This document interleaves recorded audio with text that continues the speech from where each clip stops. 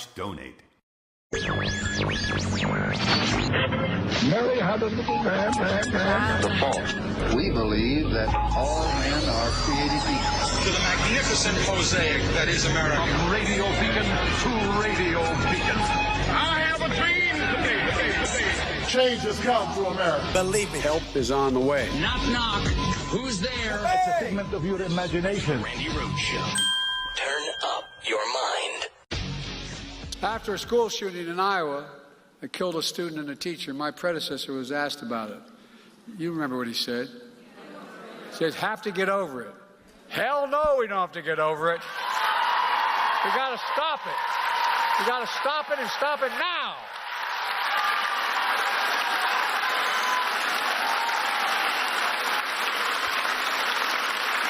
More children are killed in America by guns than cancer and car accidents combined. Good Lord. My predecessor told the NRA convention recently he's proud that, quote, I did nothing on guns when I was president. And by doing nothing, he made the situation considerably worse. That's why every town, why this summit, why all of you here today are so damn important. We need you. We need you to overcome the unrelenting opposition of the gun lobby, gun manufacturers, so many politicians when they oppose common sense gun legislation. Dude, it is the difference between Democrats and Republicans. It is a huge, huge difference between Biden and Trump.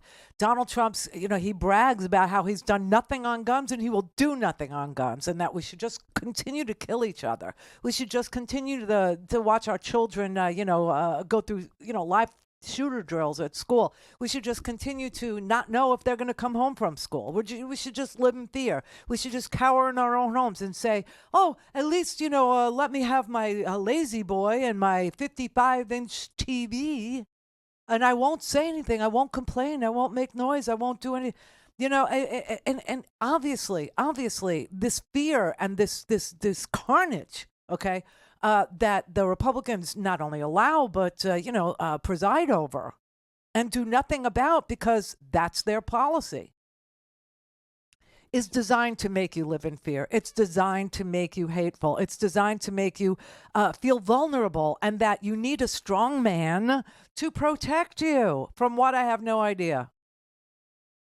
But this is what happens when people believe that their economy sucks and they're in danger. This is what happens. And you look at Germany and you look at France and you look at the EU elections yesterday, which we shined a big bright white light on to show you that in places where the economy isn't doing well, in places where people are living in complete and utter, fear of invasion and we don't want to get involved in Ukraine. We don't want to get involved in Ukraine. Because it'll come here. If you don't get involved in Ukraine, it'll come here. It's the exact opposite of what's real. It's the exact opposite of what you want to do. You want to nip these movements in the bud. You don't want to let Russia get any further. You don't want to let anybody off the hook for war crimes. You don't want to let anybody off the hook for hiding behind civilians. You don't want to let anyone off the hook for killing civilians. This has to be a world in which the truth is knowable in order to prevent strongmen from taking over your vibe. And that's why it's so important today that you read. This is in The Atlantic, and The Atlantic is not particularly left-wing. It's not particularly right-wing.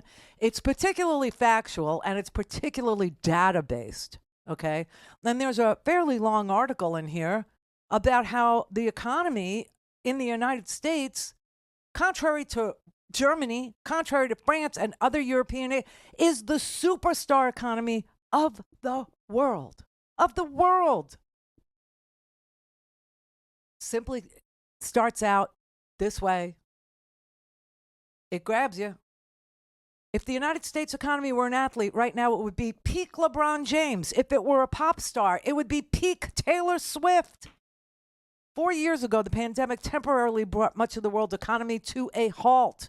And since then, America's economic performance has left other countries in the dust and even broken some of its own records. The growth rate is high. The unemployment rate is at historic lows. household wealth is surging.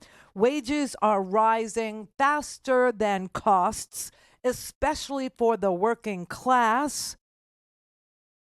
It goes on to talk about how the gap between the rich and the poor, the gap between the rich and the middle class, the inequality in this country has been cut in by a third.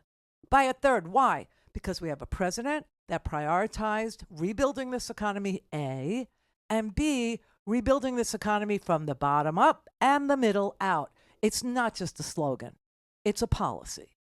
It's a way of taxing people. It's a way of incentivizing industries. It's a way of increasing wages. It's a way of holding costs down. And if you would have been on our side, Republicans, if you would have been with us, we would have had an anti-gouging bill. And a whole lot of what went on and a whole lot of what still needs to be addressed would be addressed. A whole lot of it. But Biden, I don't even know if you realize that Biden, manipulated the oil market in such a way that, he was able to, break OPEC. Okay? Oil, we don't set the price. We do have an enormous amount. We do have an enormous supply.